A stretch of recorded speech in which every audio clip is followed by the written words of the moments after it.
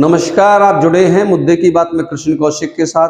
दर्शकों, हमने 23 मार्च की सुबह एक खबर चलाई थी कि कैसे एक मजदूर बना खाद्य एवं आपूर्ति विभाग का इंस्पेक्टर।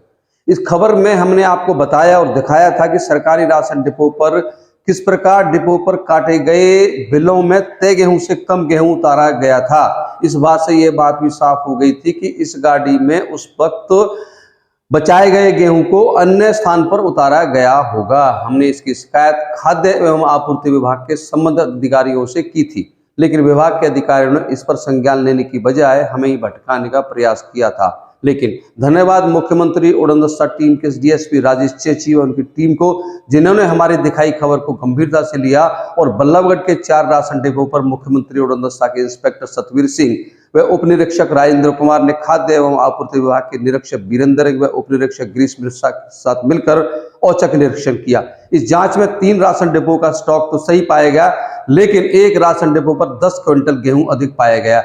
जब इस बाबत मुख्यमंत्री उड़नदस्ता की टीम ने राशन डिपो संचालक सुशांत से पूछा थी, तो उसने बताया कि गाड़ी का ड्राइवर उसके डिपो पर अधिक गेहूं उतार कर चला गया। मुख्यमंत्री उड़नदस्ता की टीम ने इस झोल में राशन डिपो संचालक, गाड़ी के ड्राइवर व खाद्य आपूर्ति विभाग के स्टॉक कीपर व उप निरीक्षक अखिल की भूमिका संदिग्ध पाई।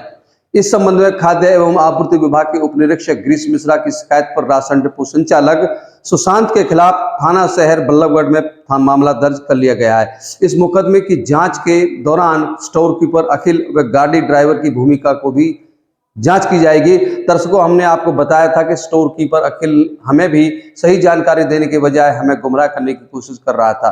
खाद्य एवं आपूर्ति विभाग बल्लभगढ़ कार्यालय में बतौर एफएसओ की जिम्मेदारी संभाल रहे निरीक्षक वीरेंद्र सिंह के कहने के बावजूद भी स्टोर कीपर अखिल ने हमें सही जानकारी उपलब्ध नहीं कराई थी। ऐसे में शुरू से ही अखिल की भूमिका संदिग्ध नजर आ रही थी और मुख्यमंत्री उड़नदस्ता की टीम की जांच में भी स्टोर कीपर की भूमिका संदिग्ध मिली है।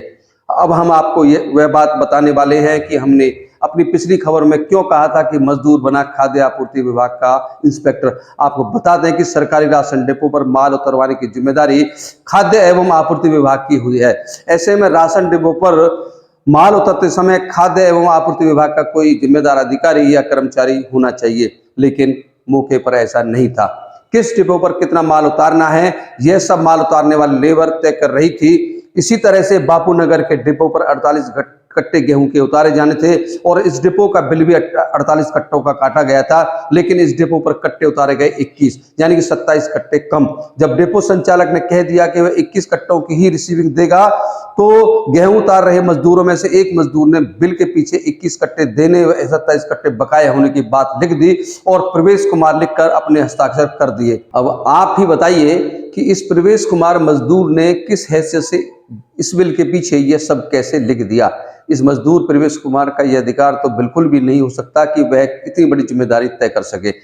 उसकी जिम्मेदारी सिर्फ गाड़ी में से गेहूं के कट्टे उतार कर डिपो संचालक के गेहूं के गोदाम तक पहुंचाने भर की थी। उसे यह अधिकार बिल्कुल भी नहीं था कि बिल तो 87 कट्टों का हो और वह दे 84 कट्टे, या फिर बिल हो 48 कट्टों का और वह दे 21 कट्टे। अब देखने वाली बात यह है कि क्या ऐसा करने का अधिकार खाद्य एवं आपूर्ति विभाग के इंस्पेक्टर या फिर स्टोर कीपर के पास है। तो आपको बता दें कि वह भी कानूनी तौर पर ऐसा नहीं कर सकते। अर्थात जितने माल का बिल कटा है उतना ही माल डिपो के बिल के मुताबिक देना खाद्य आपूर्ति विभाग की जिम्मेदारी है। लेकिन यह सब खेल बेईमानी का है। ये खेल में खाद्य एवं आपूर्ति विभाग के भ्रष्ट अधिकारियों व कुछ डिपो संचालकों के गठबंधन से चलता है। अब आप ही बताइए कि जिस सुशांत डिपो संचालक के डिपो पर 10 क्विंटल गेहूं अधिक पाया गया, वह इसी बेईमानी के खेल से बचाया हुआ गेहूं ही था। आखिरकार डिपो संचालक सुशांत को क्या जरूरत थी कि उसने अपने डिपो पर 10 क्विंटल गेहूं अधिक उतरने दिया। भला कोई बिना किसी लालच के ऐसे अपने आप को मुसीबत में क्यों डालेगा। तो दर्शकों, यह बेईमानी का खेल खाद्य एवं आपूर्ति विभाग के भ्रष्ट अधिकारियों व उनके कुछ भरोसेमंद डिपो संचालकों के गठबंधन के तहत चलता है। हमें तो अपने सूत्रों से यह भी जानकारी मिली है कि ऐसे डिपो संचालकों की पॉश मशीन इस तरह से सेट की हुई है कि वो बिना अंगूठा लगे ही कंप्यूटर से अंगूठा लग जाता है। हमें यह भी पता चला है कि बहुत सी पॉश मशीनें पोर्टल से गायब हैं। बताया जाता है कि इन मशीनों में मोटा घपला किया गया था और अब इनको सिस्टम से हटा दिया गया है। अब देखते हैं इसमें कितनी सच्चाई है। इसकी पुख्ता जानकारी हासिल करने के बाद ही हम कुछ कह पाएंगे। अभी बहुत कुछ बाकी है। नई जानकारी और नए मुद्दों के साथ आपके सामने फिर प्रस्तुत होंगे। आपसे अनुरोध है, अगर आपने अभी तक हमारे YouTube चैनल को सब्सक्राइब और फेसबुक पेज को लाइक और फॉलो नहीं किया है तो कृपया कर लें। आप जुड़े हुए थे मुद्दे की बात में कृष्ण कौशिक के साथ। हमारे साथ जुड़े रहने के लिए आपका बहुत बहुत धन्यवाद।